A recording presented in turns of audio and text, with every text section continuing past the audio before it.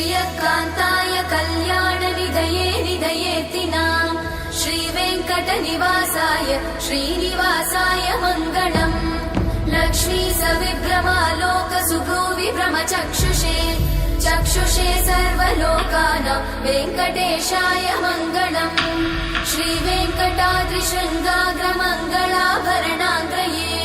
मङ्गलानां निवासाय श्रीनिवासाय मङ्गलम् सर्वावयव सौन्दर्य सम्पदा सर्वचेतसां सदा सम्मोहनायास्तु वेङ्कटेशाय मङ्गलम् नित्याय निरवध्याय सत्यानन्दचिदात्मने सर्वान्तरात्मने श्रीमद् वेङ्कटेशाय मङ्गलम् स्वतः सर्वविदे सर्वशक्तये सर्वशेषिने सुलभाय सुशीलाय वेङ्कटेशाय मङ्गलम्।